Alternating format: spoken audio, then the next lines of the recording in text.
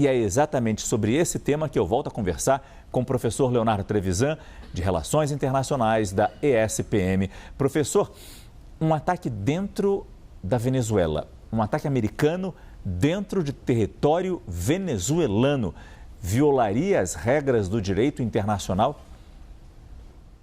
Ah, sem dúvida nenhuma, né? Mesmo com essa alegação de combater cartéis de droga? Essa alegação ela não é suficientemente comprovada.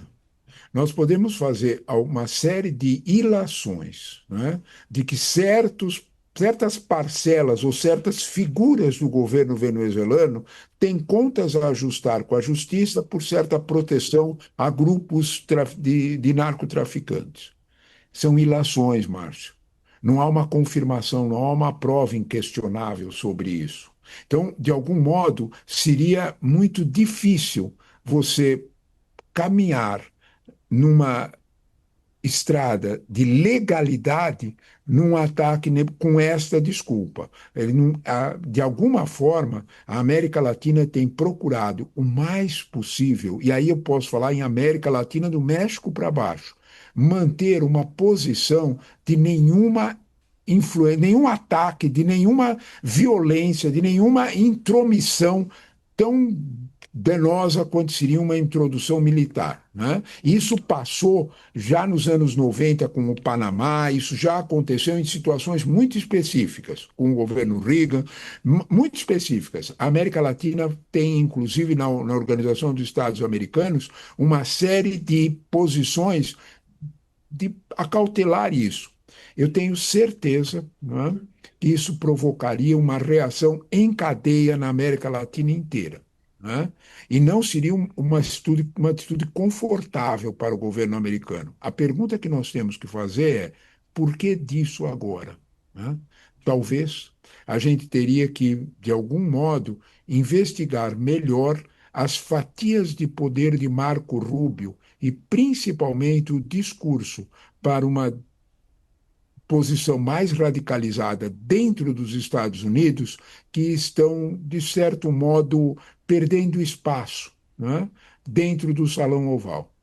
Esse é o ponto. Né? E acho que se a gente não olhar para isso, a gente não entende uma situação tão estranha como de um ataque militar de quem está fazendo cartas após cartas pedindo uma negociação, que é o que o governo Maduro está fazendo.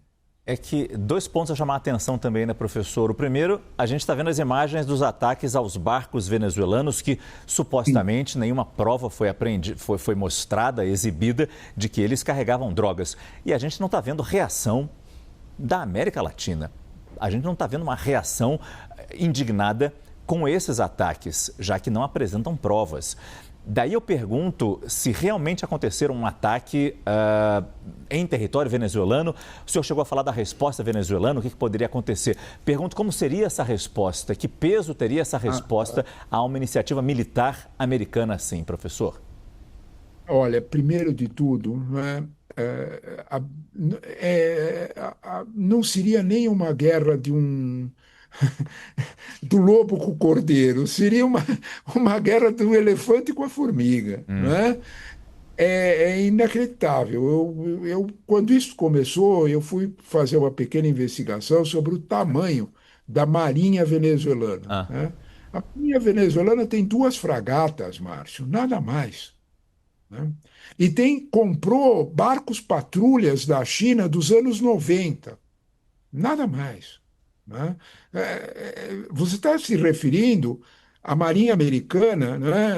Só para a gente ter um padrão de referência, o poder de fogo e poder de deslocamento da Marinha Americana, você precisa juntar 40 marinhas para dar o tamanho dela, dado do Instituto de Estudos Estratégicos de Londres.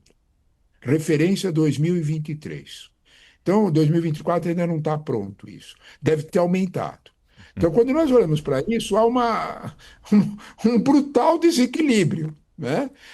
Não há resposta possível de Maduro a uma ação militar. Exatamente por isso, né? Mesmo para um governo populista como o dele, que usa ações nacionalistas, como ele fez na questão com a Guiana, ele retrocedeu quando olhou ao avanço da situação e pediu paz, pediu negociação, né? Exatamente porque há um desequilíbrio impossível de ser suportado. Então, de algum modo, a, a, a realidade cobra seu preço. Eu estimo que uma coisa é esses ataques a esses navios que são situação em alto mar, discutível, há inclusive desconfiança de que eles sejam frutos de ação de IA para.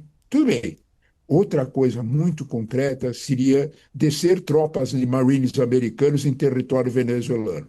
Eu acredito que nem mesmo o governo de Javier Milei acharia que isso é bom. Nem mesmo. Né? Então, de alguma forma, nós teríamos que ter uma certa cautela quanto a esse passo, que seria um passo bastante grave.